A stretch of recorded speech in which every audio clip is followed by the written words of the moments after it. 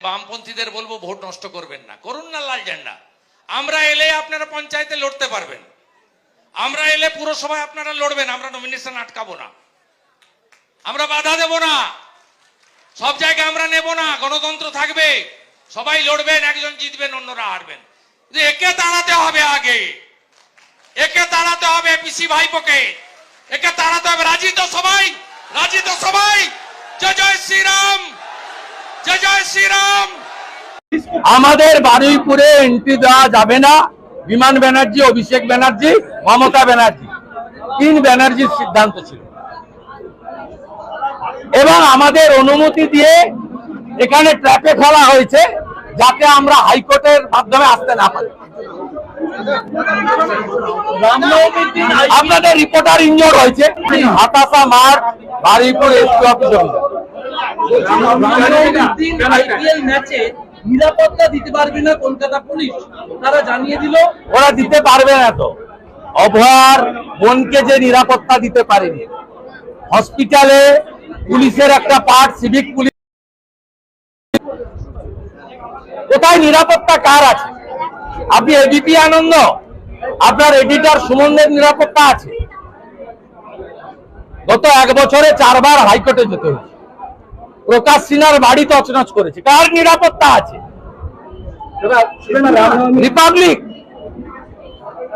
সন্তু পান কতবার অ্যাটাক, তাকে ছেড়েছে, নাম বলুন।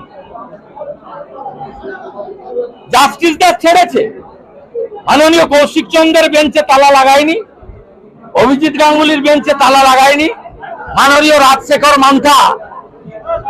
রাজশেখর মান্তার বাড়িতে পোস্টার ফেলেনি। কাকে ছেড়েছে বলুন? বিধানসভার ভিতরে নরহরি মাহাতো, মনোজ টিগ্গা, সুশীল বর্মন মার খায়নি। কাকে ছেড়েছে বলুন? কে সেফ?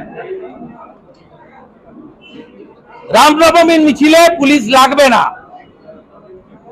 আপনাকে পুলিশকে রাখতে হবে আপনার ভোট ব্যাংককে সন্তুষ্ট করার। এইখানেই তো প্রশ্ন, তাজিয়া বেরোলে পুলিশ নিরাপত্তা দেয়, তাজিয়া বেরোলে পুলিশ নিরাপত্তা দেয়, এবারে নিরাপত্তা লাগবে। কিন্তু রামনবমীতে আজকে গোটা বারুইপুর অবরোধের পরেও 3000 কর্মী এসেছে।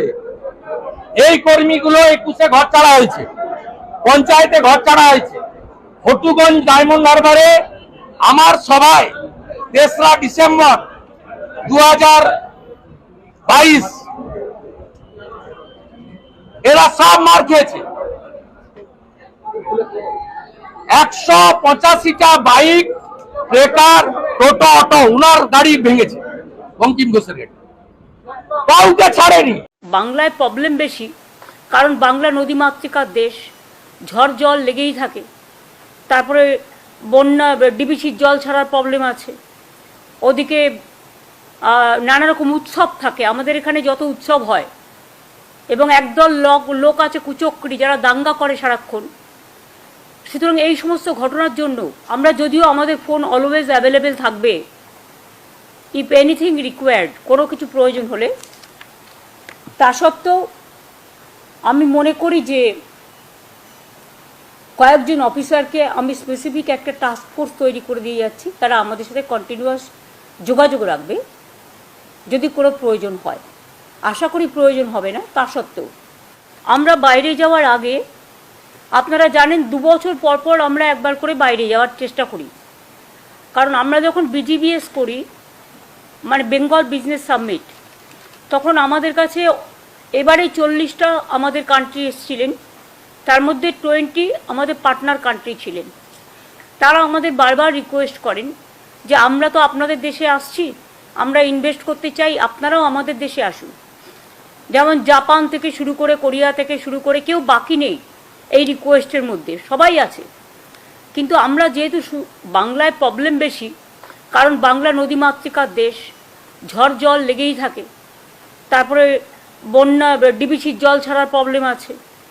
ওদিকে নানা রকম উৎসব থাকে, আমাদের এখানে যত উৎসব হয়, এবং একদল লোক আছে কুচক্রী যারা দাঙ্গা করে সারাক্ষণ।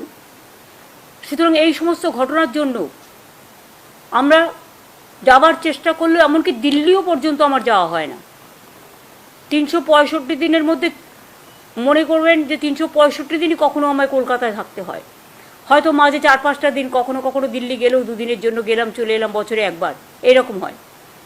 তো যাই হোক, আমরা লাস্ট বিদেশে গিয়েছিলাম 2024-এ, এবং এটা 24-এ না, 2023-এ।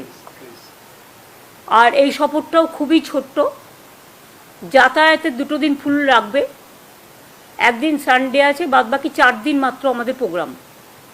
4 দিনের মধ্যে আমাদের ইন্ডিয়ান এম্বাসির প্রোগ্রাম আছে, ডিটেলস, আমাদের বিজনেস মিটিং আছে, 24 তারিখে আমাদের ইন্ডিয়া হাই কমিশনের প্রোগ্রাম আছে, 25 তারিখে আমাদের বিজিবিএসের প্রোগ্রাম আছে, 26 তারিখে আমাদের G2G প্রোগ্রাম আছে, আর 27 তারিখে আমাদের অক্সফোর্ডে প্রোগ্রাম আছে, এবং 28 তারিখে আমরা ওখান থেকে ব্যাক করে চলে আসব, কারণ সামনে ঈদও আছে, তারপরে আবার বাসন্তী পুজোও আছে। সুতরাং আমাকে এই সময়টা আর একটা দেশে আমাদের যাওয়ার ইনভিটেশন ছিল, কিন্তু আমরা সেটাকে ক্যান্সেল করেছি, কারণ যেহেতু ঈদ এবং বাসন্তী পুজো আছে বলে। আমরা সবসময় টাচে থাকি এখানকার অফিসারদের সাথে। আমার সাথে চিফ সেক্রেটারি যাচ্ছেন বলে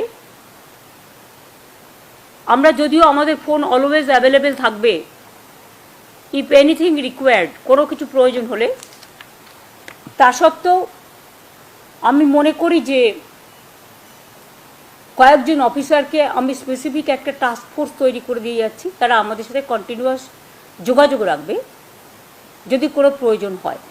আশা করি প্রয়োজন হবে না, তা সত্ত্বেও অফিসারদের মধ্যে আছে বিবেক কুমার, প্রভাত মিশ্র, নন্দিনী চক্রবর্তী, পুলিশদের মধ্যে আছে রাজীব কুমার এবং মনোজ ভার্মা। এরা টোটালটাই যদি কখনো রেগুলার বসবে, মনিটরিং করবে, জেলাগুলোকে দেখে রাখবে, ব্লকগুলোকে দেখে রাখবে, কোথাও ঝড়জল হলেও দেখে রাখবে, কনসার্ন ডিপার্টমেন্টের সাথে কথা বলবে, ল অ্যান্ড অর্ডারও পুলিশ দেখে রাখবে, কনসার্ন ডিপার্টমেন্টের সাথেও কথা বলবে। যাবার আগে সিএস নিজে আজকে ডিএমএসপিদের নিয়ে একটা মিটিংও করছেন, তাদের সমস্ত অ্যালার্ট করা হবে। আর মন্ত্রীদের পক্ষ থেকেও আমি মনে করি 4-5 জন আমাদের অ্যাবসেন্সে তারা নবান্নে বসবে এবং এই অফিসারদের সাথে যোগাযোগ রেখে কাজ করবেন, এবং যদি কোনো প্রবলেম হয় তারা আমাদের সাথে কোঅর্ডিনেশন করবে, নিজেরা সিদ্ধান্ত না নিয়ে। তার মধ্যে চন্দ্রিমা ভট্টাচার্য, শশী পাজা, সুজিত বোস, অরূপ বিশ্বাস এবং ফিরাদ হাকিম, এই 5 জনের ওপরেও একটা টাস্কফোর্স জিওএম তৈরি করে দিয়ে গেলাম, যারা আমাদের সাথে যোগাযোগ রেখে, অফিসারদের সাথে যোগাযোগ রেখে নবান্নে কন্টিনিউয়াস বসে কাজকর্ম করবে।